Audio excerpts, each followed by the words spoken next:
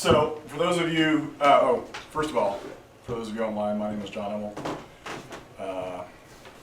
It's on. Good job, John. I remember. My name is John Immel. My claim to fame here is the evolution of ideas in philosophy. In the previous session, I discussed, does America need to wake up? We are sitting in a very precarious position in American history and probably much larger world history. And my emphatic answer is no. The problem that we have is not that we're asleep. Waking up is the barest stage of consciousness. The real issue here is action. And action is born from a very specific commitment to a specific set of ideas. And my intent is to prod, nag, drive, harass people to action. So with that in mind, we are going to talk about the moral defense of capitalism. And the moral defense of capitalism is the moral defense of America. The right to life, liberty, and the pursuit of happiness is the right to private property and to increase your own money. But when I ask this question, typically people can't actually give me an answer. So I put this slide up here to remind you of what we went over yesterday. I explained to you that this is a bi-directional evolution. Whatever your metaphysics are, in other words, whatever you believe about the nature of existence, ultimately determines what you believe about politics. If I can talk to you for a few minutes about your politics, I inevitably can figure out what your epistemology is, in other words, what you think man is capable of doing, and then ultimately his metaphysics. So with this in mind, I want you, the audience, to engage in one of my pop quizzes. There's a lot of pop quizzes today. Oh boy. Pop quiz. Give me a moral defense of capitalism. Andy, hold your thought for a minute. Susan, you're on the hook. No. A moral defense of A capitalism? moral defense of capitalism.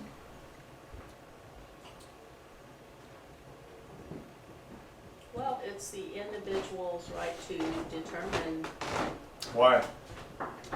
because they are a person, they're an individual created, they have a state of being. Individuals have a state of being, and so it's their moral rights to have their own stuff? Yeah, Says who? themselves. They say that. So it's subjective? Give a moral defense of capitalism. Is that the question? That's the question. With this in mind, remember, this is the backbone here. Remember, we're talking about, this is the progression, so give me a moral and ethical defense of Well, capitalism. nature itself, as believers, we could say that God gives us that freedom. God, so capitalism is good because God gave us freedom. Is that the defense? I would say capitalism finances individualism. Capitalism finances individualism. Say more about that, please. Well,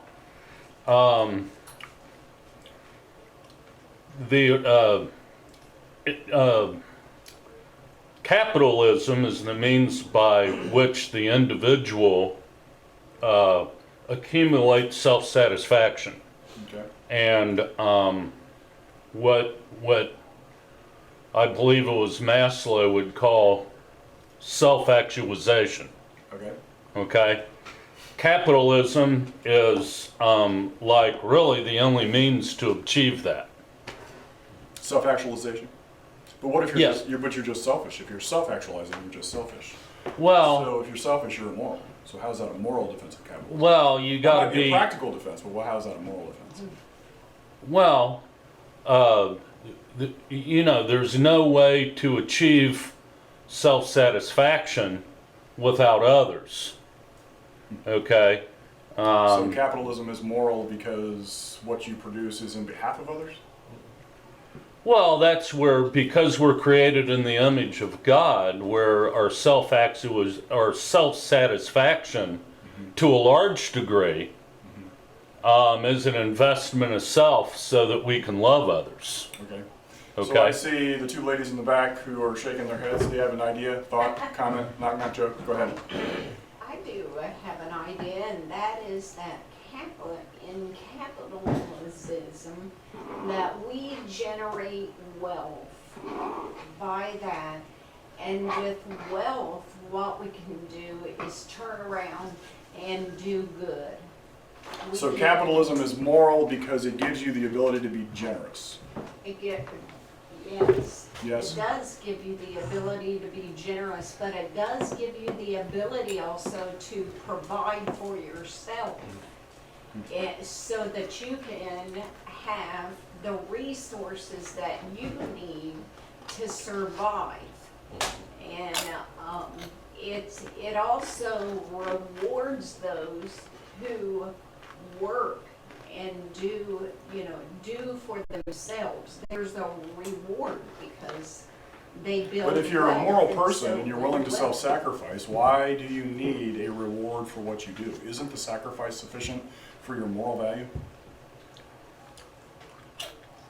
You don't need a reward, but it generates I don't know, a self-satisfaction, a self-contentment. Andy, you want to weigh in here? It's about life. Okay, say It's more, not- please. All of that is true, but at the most fundamental level, I mean, she was right when she says it's about survival. Mhm.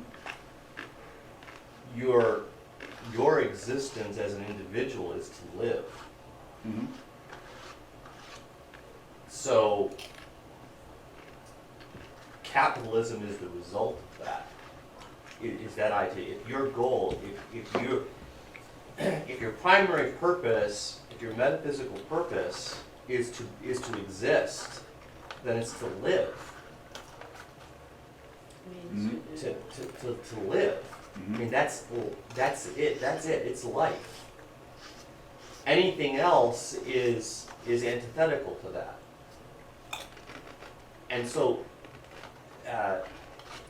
capitalism as a philosophical ideology then provides the means by which individuals seek out those things whereby they need to live. All right, pretty good.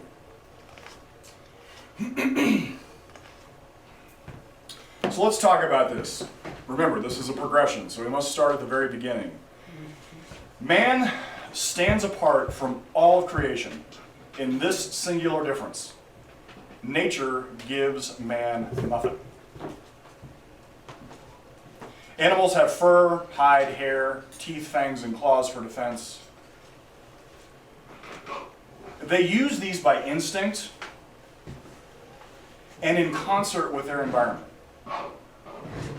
As long as a species acts in accord with their nature, and their environment does not suffer massive changes, they will live. Man has no instinct, and his natural state is naked with nothing. To live, man must discover what to eat and how to protect himself from an environment. That's his first step. What do babies do almost from the moment they're out of the womb? They start sticking stuff in their mouth. They're trying to discover what they can consume in the most basic perceptual level. However, they have no process of thought, so if mom doesn't go take that out of their mouth, it's going to kill them, right? To live, man must discover what to eat and how to protect himself from the environment. Without a process of thought to discover the requirements of his life, he starves in a matter of weeks, he dies of thirst in a matter of days, and he dies from exposure in a matter of hours. To live, he must engage his mind to think, to solve the problems of survival. No amount of seeing, hearing, smelling, or touching will build a fire, make a coat, understand what to eat, create flour, fly an airplane, or perform brain surgery.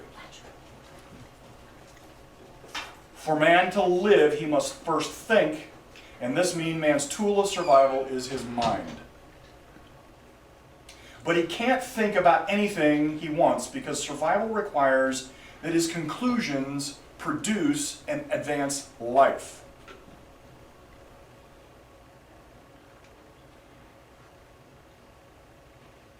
Rationality is measured by error-free judgment of reality. He must judge reality for what it is and act in accord with that reality. And we all know this implicitly, because the people that we hold in the biggest suspicion are the people we know who are divorced from reality. We call them crazy. And the people who are consistently aligned with reality are almost always the ones who are consistently successful in the realm of production. Man must discover what is food and what is poison, what is danger and what is safety. He cannot manufacture a reality of his own making and hope to live. He cannot ignore that poison kills and that wolves are predators. He cannot step off a cliff on a whim and hope that gravity is negotiable.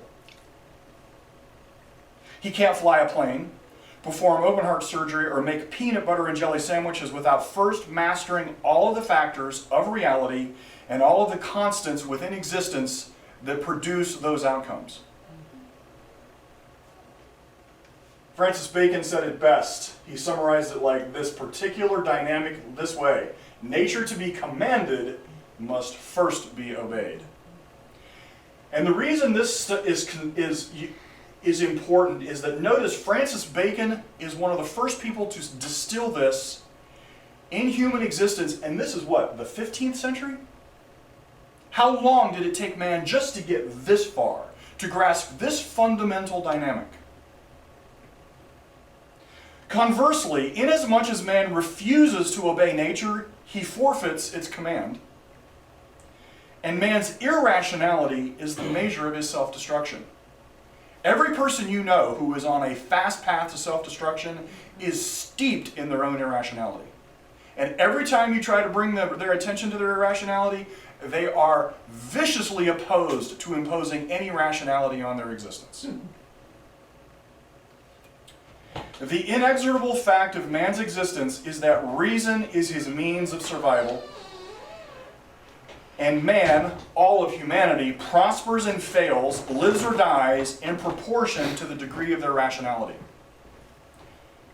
In every epoch where reason has been the primary, man has flourished. The Renaissance was a renaissance of reason.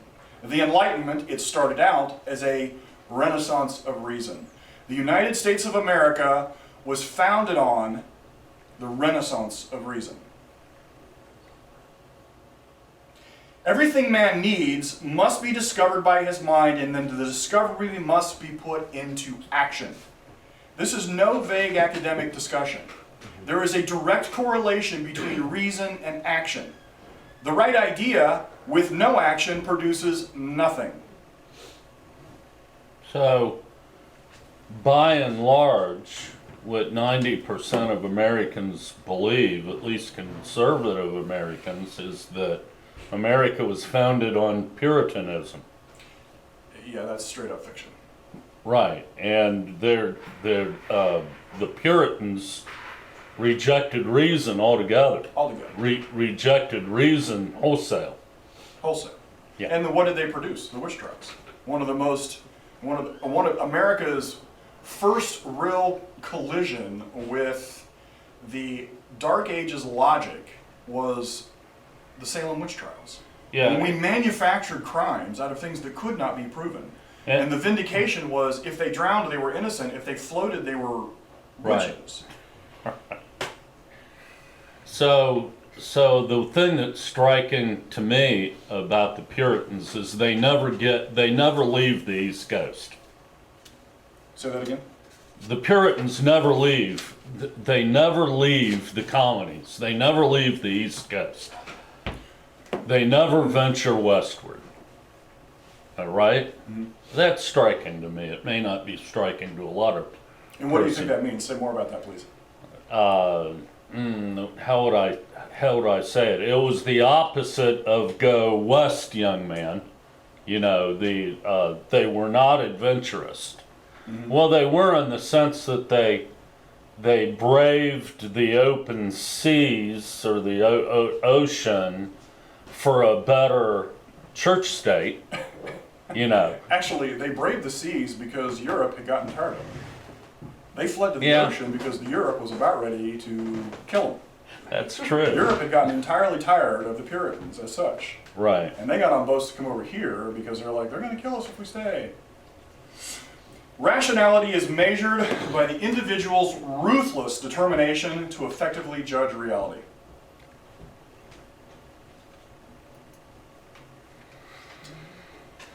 Ethics, how we know what we know.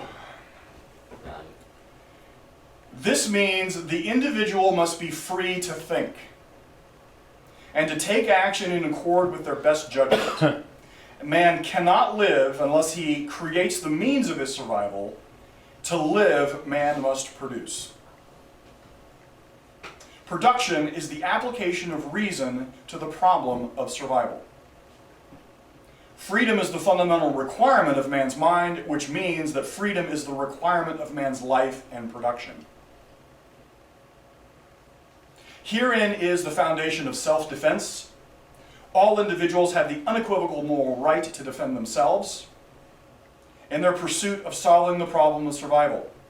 Property is the outcome of the individual's quest to live. Property represents the heartbeats, the sweat, and the thought of an individual. To steal property is to steal life. To destroy property is to destroy life. We see the riots cascading across the streets in our cities, and people say, oh, it's just stuff. No, that was somebody's life. You watch a Target being destroyed, you think that's just big business, quote unquote?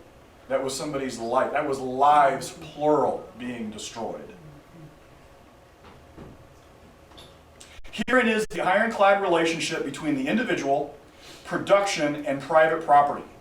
The individual must produce to support life by their own effort and the guidance of their own mind. If the individual cannot dispose of the product of his effort, they cannot dispose of their life, which means they don't have what is theirs by any definition. Without property rights, there is no right to life as such.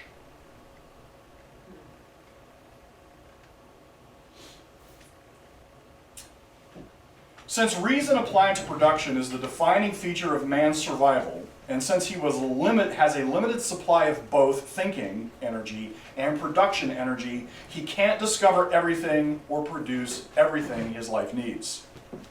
So, I might want a peanut butter and jelly sandwich. But first, if it was just me, I would need to know how to make fire, grow wheat, make flour, make bread, know what berries to use, and the steps to make jelly, grow peanuts, and all the steps required to make peanut butter.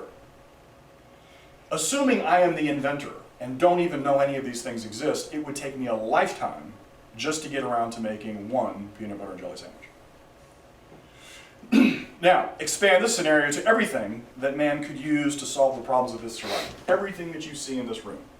If you had to come up with it and originate it yourself, it would take more lifetimes than you could possibly have. In reality, you would be relegated to a subsistence living. Gathering other kinds of food, getting clothes, fig leaves, furs, weaving cotton, getting shelter, building a hut or a high-rise, curing disease, fixing a rash, or curing cancer. Each of these pursuits required a lifetime to invent and produce.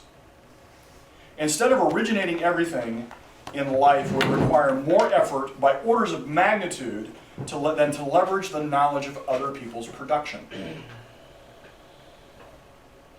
And this is exactly how man solves the problem of his own prosperity. He leverages the productivity of others by offering his productivity in trade. But this can only happen if he has a surplus of production or time.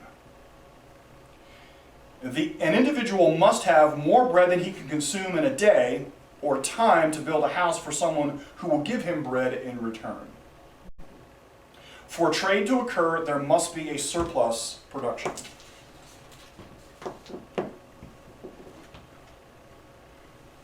But the love of money is the root of all evil. But what is money? Gold coins, green American dollars, yen, pounds, rubles. If this is what you think money is, then maybe it's true that the love of such things is the root of evil. But this isn't money. You raise a cow and I bake bread and Paul builds tables. We all have a surplus of our specialty. The amount of bread required to sustain someone building a table will be a lot, and bread perishes after just a few hours. A whole live cow is worth much more than a loaf of bread or a table. A week-old hamburger is barely worth a loaf of bread. How can we exchange things that do not have all the same value? Basic math offers a solution. Reduce everything to the least common denominator that has universal, imperishable value that can be scaled and stored. This symbol of exchange must be somehow rare, homogeneous, and not subject to the wide fluctuations of value, and always is in demand among those who trade production. And this is money. The original standard was precious metals. Easily scalable, its only disadvantage, easily scalable, it doesn't matter the size, it holds its value in proportion to what it is. Its biggest problem was that it was heavy. It was not easy to transport. Hence, dollars became reflections of precious metals, which became money. But here's the crucial thing. Money is the means by which we quantify and facilitate the exchange of production. Money is the manifestation of the principle of trade. Men who deal with other men must provide value to gain value. Money has no value. I mean, beyond the fact that it might be pretty. Money has no value unless I want it because I want to drink something and he wants it because he wants to eat something. Money does not exist without men to produce goods and services. Money is only created by producers. Money is made.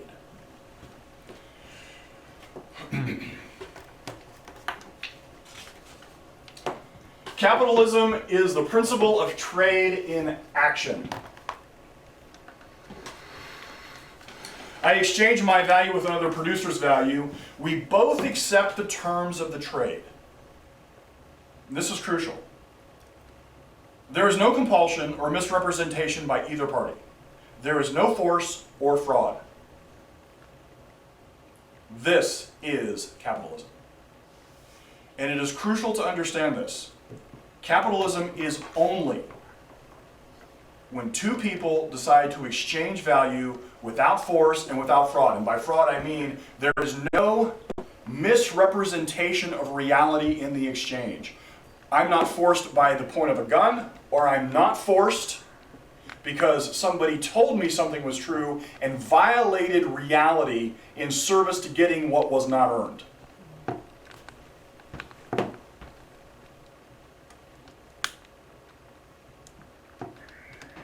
Force or fraud does not equal capitalism. If force or fraud is initiated between in any part of the transaction, it is not capitalism. Like when any third party steps into it. That is exactly right. If I have a gun to my head and the person holding the gun demands that I give them value that I have, it is called armed robbery. That is not capitalism. My son has been taken. Those who took my son demand the value that I have. That is extortion. It is not capitalism. I exchange my value with another person's value, but we must first ask permission from a third party, government, to approve the exchange. This is not capitalism. I go to Walmart to buy groceries because all of the other smaller grocery stores have been closed by governor mandate because of COVID-19. Is that capitalism? No.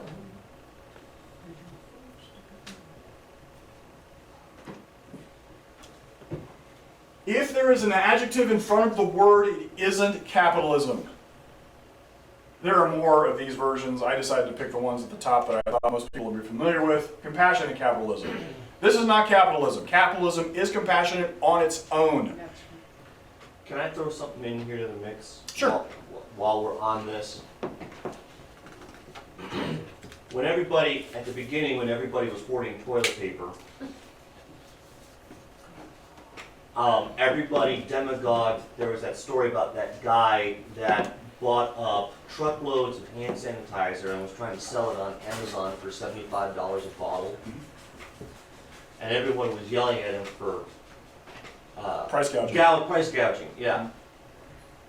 I think I was about the only one that stepped back and said, that guy's not price gouging, he's being a capitalist.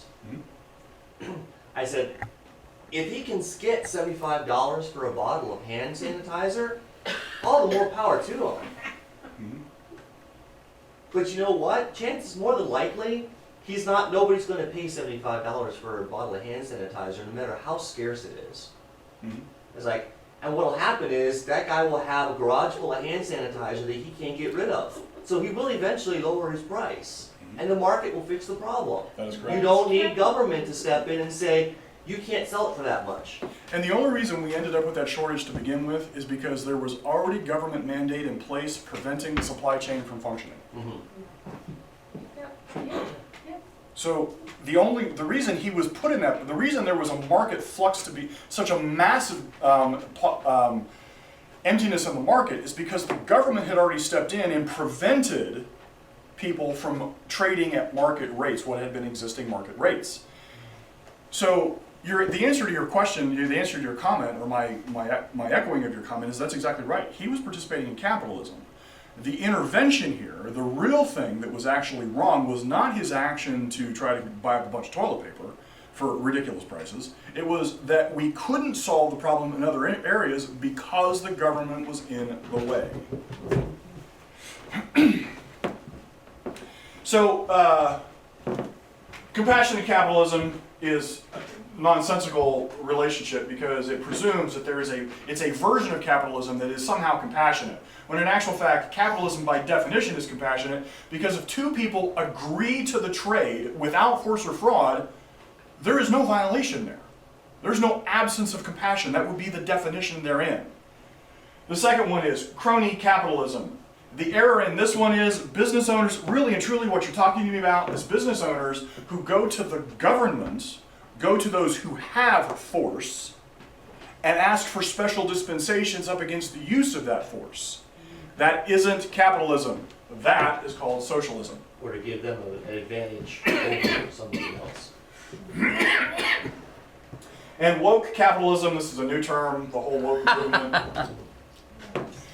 I love The it. pretense being that somehow these people, these big businesses, big corporations, because all corporations are supposed to be somehow evil, and that the corporation is itself has become enlightened, and the nature of its capitalism, its prosperity is now used in behalf of people who are somehow downtrodden, and they have woken up to the moral problems behind their own largesse. Well, really and truly what we're talking about here is activism. And if a business wants to engage in shifting the political narrative by use of their prosperity, fantastic. But this has nothing to do with capitalism. Capitalism is very specific and very delimited. It is the transaction, the willing and free transaction between all parties without force or fraud.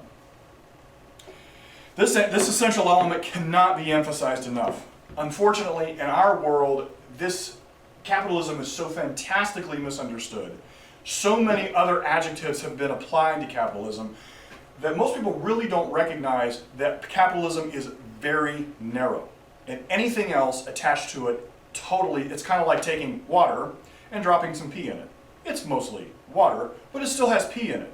You drop any other element into capitalism, we no longer really have just water. Does that make sense? So let me answer some big objections. This one, your necessity is not my compulsion. John, I need to eat. I have a necessity to eat. You have eggs that I need to eat. You sell them to me. Am I not compelled to buy your eggs because I need to eat? No. Your necessity is not my compulsion. You can solve the problem of your own survival to eat in many different ways. You can raise your own eggs. Or you could eat carrots. Or there's a whole list of ways you can solve the problem of your own survival. But the fact that I have eggs to sell doesn't mean you are compelled to buy them from me or from anyone. Or does that also mean that I'm not compelled to sell them to you? That is correct. Individuals, and this is crucial in the scope of human existence, individuals must earn the right to live. They do that every day by solving the problem of their own survival and producing. Failure to do that, to lay the burden of their survival on other people, is enslavement. And it is immoral, entirely immoral. It is a monstrosity to require other people to solve the problem of your survival by slavery. It is monstrous to demand others satisfy the requirements of your life. And I'm experiencing that right now, particularly because of the nature of my business. Now, I run a concession trailer, and I will always have people come up to me and they'll say, "Do you do any fairs?" And I tell them, I said, "No, I don't do fairs." I said, "There's no money to be made in fairs." And they can't understand that. But that is especially true this year, because all of these people who run a concession business, whose livelihood depends every year on running the fair circuit, are broke Yeah. this year because all the fairs have been canceled, and so they don't know what to do. And I was like, you had a good idea, but you had the wrong business model, because your livelihood depends upon the benevolence of somebody else providing you a vehicle to do your work, to do your business. Absolutely. And if that's gone, you're screwed. Right. That's And exactly I'm in a right. unique position where I'm not in that position because I don't depend on anybody else I don't have to depend on anybody else to provide a means for me to do my business. Well, even in an expanded sense, this is exactly the fight currently over Facebook and Google and YouTube. Mm-hmm. The number of businesses that have a business model based on Facebook as their platform, YouTube as their platform, and Google for finding their business. Mm-hmm. And now you figure out that Google will, if it chooses to, just wipe you off out of existence because it doesn't happen to like what you're talking about. Mhm. Well, Yeah. you built the platform on sand. And if Google decides to go against you, Facebook decides to go against you, if they just eradicate that platform, you're done. And this is why it is your responsibility to solve the problems of your own existence. And when you're confronted with people who then renege on the fundamental relationship, then that's when we end up with problems. This next is how does society take care of the poor and the downtrodden? So, John, some people are incapable of solving the problem of their survival. They need help. So first, society does not take care of anyone. Because there is no such thing as society. The word is used as an aggregate description, generally, of a time where people generally hold together common ideas and beliefs and interact, generally. But it doesn't exist. It's a construct. Second, and as a construct, society doesn't do anything, moral or immoral. Second, in a free country, you are free to give whatever you like to whomever you like. And this was crucial. If you want to be moved with compassion and to give your eggs to people who need to eat, by all means. No one is stopping you. But the premise that we somehow must all give our eggs to those who are in need, by virtue of the fact that society is somehow harsh and irresponsible because it won't, that is an error. Let's talk about compassion. I hear this an awful lot, and the logic goes something like this, but John, everyone needs to give their fair share to the less fortunate. Sometimes government needs to redistribute production to help those who can't help themselves, and this is how we get a truly fair and compassionate society. First, societies are not compassionate for the exact same reason. Society does not exist. Second, there is nothing fair or just when government steals what someone else has created and gives it to somebody else.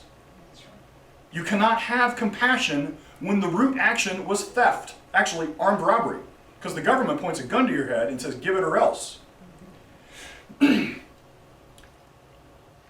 Third, only free individuals can have compassion, because free individuals are the rightful owners of their production, which means, and only the rightful heirs of their production can in any moral sense have the rightful title of compassion. If it's mine to give and I choose to give, that would be compassion. Paul taking what I have and giving it to Andy is not compassion. Well, unless you're the state and the epitome or definition of compassion, and therefore by force you take from the selfish and give to the needy. And notice, the framing of that argument is they must first say the individual is selfish. In other words, morally deficient. Totally depraved. But God said defense of capitalism. So this is a favorite of Orthodox Christianity. Well, okay, no. Orthodox Christianity, aka Calvinism, Luther, Augustine, that body of doctrine which dominates pretty much all of American piety, is not confused about capitalism. They are entirely against it. They have that brand of Christianity has advocated communist social structures since the Puritans landed on Plymouth Rock. To be sure, communism almost killed the Puritans.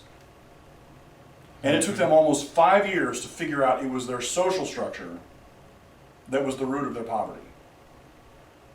Rush Limbaugh does every year he does a Thanksgiving special where he does the story of the Puritans. And he's so impressed with the fact that he's identified that they discovered capitalism and basically what had happened is over the 5 years, basically all of the producers, the young men, said, hey, why is it my job to feed this other family? And I can't produce anything for myself, and so they just stopped working, which is what happens in all communist structures. And they were ready to die, and they finally figured out that the only way to fix this is to let people work for themselves. And so Rush has it in his head that they discovered capitalism. The problem is they didn't know what they discovered. They didn't understand that what they had really found was the real access to life and liberty. But if your premise is that man is subordinate to God, the church is subordinate to God and man is subordinate to the church, man is not an individual and free by any definition. He is by definition a byproduct of the collective. It's his job to work for the collective, and so he doesn't have anything that's free.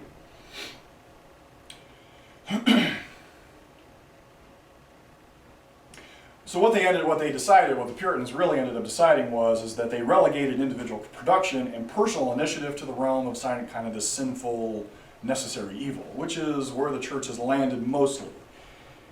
Now, this thread has been woven throughout various denominations, rising and falling with Calvinism's rise and fall within the United States. And I've already talked about that at length in other sessions. So I won't rehash that here, that rise and fall of American Calvinism and where it's come from. But by contrast, rational independence, political autonomy, and rugged individualism birthed in the Enlightenment also came over and has had access to Christianity. And this is where most of the love-hate relationship comes within Christianity, because you have these intellectual traditions that are hardcore Calvin, Orthodoxy, Luther, Augustine. And then you have the John Wesley version. And John Wesley was heavily influenced by the Enlightenment and individual liberty and self-determination. And so there's this kind of blend between this strain of Christianity. And Christianity has always done this, and I know I'm probably being scandalous to some people here. You're new, you don't know me, but Christianity has always engaged in world-class cultural appropriation. And what it has done with the Enlightenment is merged that into its brand and strain of Christianity. And so just like when Christianity shifted the Sabbath from Saturday to the pagan day of the sun. Oh, that was loud. Is that a... That's Barb. That's Barb? Ah. Yeah. when it took a pagan winter festival and attributed it to the birth of Jesus, and the most dramatic version of cultural appropriation decided that while the Jews had crucified Jesus and should be held in the highest contempt, their scriptures were certainly meant for Christian safekeeping. This tendency for cultural appropriation has led Christians to lay claim to uniquely Enlightenment ideas, and that is capitalism.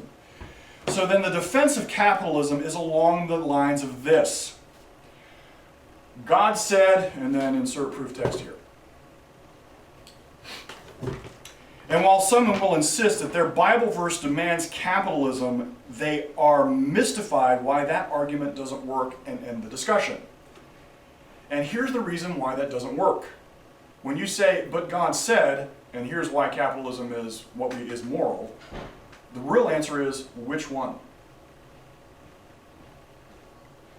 Is it Allah, Loki, Zeus, Cthulhu? Which one? And this is the fundamental challenge that we end up with. If you have to validate the moral value of capitalism by first validating that your God is the right one that validates capitalism, you're already 2 steps away from a moral version. And because deciding which God is the right one, now I understand in America we just kind of accept that as true, but I guarantee you there's some Muslim people that don't think that's true. And so if you first have to have the argument over which God is the right one, you're miles away from being able to say that capitalism is moral as such. Because all I have to do, if I don't agree with you, if I want to just discount whether capitalism is moral, all I ever have to do is say, I don't believe that. Alakazam poof, we're back to square one.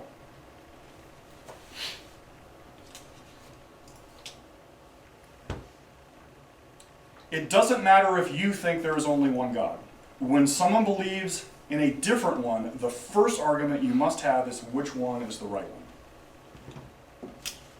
If you have to first persuade someone of which God is the right one before you can defend capitalism, you really have no defense of capitalism. And then the last one here is, and we touched on pretty much all of these, the best way to distribute society's resources. This is the version of, hey, I work, and because I work, I have the ability to produce stuff and then give it to other people. The fundamental challenge, the fundamental problem with this is that it concedes the premise that they are society's resources, that individual production is by default owned by the collective. Again, there is no such thing as society. Individuals create what quote-unquote society distributes, which means it first had to be created by an individual and then stolen to be redistributed. And the crucial problem is that it concedes the premise that resources belong to the collective, which really means that the individual has no right to his own existence. If I am first and foremost the property of the tribe, then what I produce is property of the tribe. Right. I don't have I have no moral right to its claim. Which means I have no right to dispose of my life as such.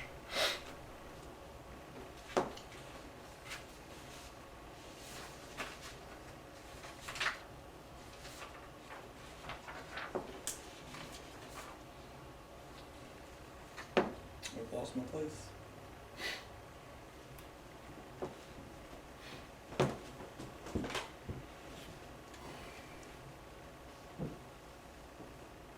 This is the moral defense of capitalism. Nature gives man nothing for survival. Man's tool of survival is his mind. Reason is the method of discovering how to solve the problem of survival. Property is the outcome of the individual's quest to live. To steal production is to steal life. Man leverages the productivity of others by offering his productivity in trade. Capitalism is the principle of trade in action. Capitalism is the free and willing exchange of value between all parties. Capitalism is the only moral structure discovered by free rational men because no force or fraud is allowed. When you read the Constitution of the United States, and it guarantees the right of all men to pursue life, liberty, and happiness. The happiness was an addition later. They originally wrote that as life, liberty, and the pursuit of property. I don't quite remember why they decided to change it. What's that? Because of the slaves. Because Oh. slaves were considered property. I didn't know that. Yeah.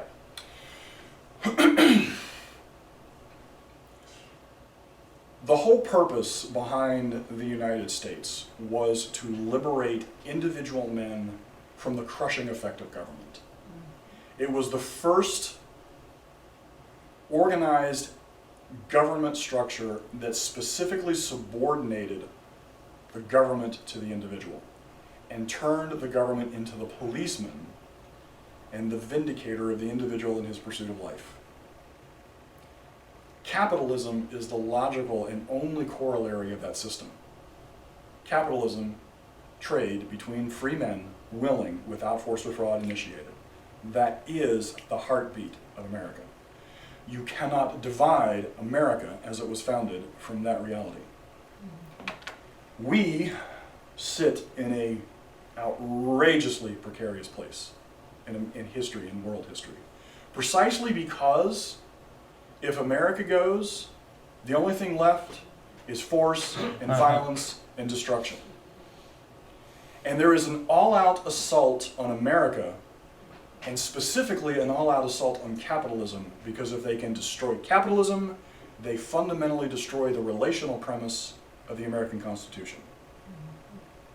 This is why you must give a moral defense of capitalism, an unequivocal, unhindered, unrestrained defense of capitalism, because it is the unrestrained defense of America. And if you have any hope in this lifetime of defending America as such, you must be Johnny on the spot with this.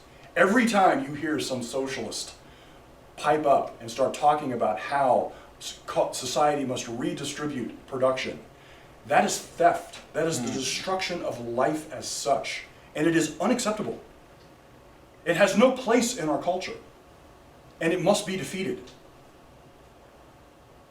The moral defense of capitalism is life and death. It isn't some vague academic, pointy-headed, ivory tower discussion. It is central to life because all individuals must be free to produce, free to think, and free to live. Thank you.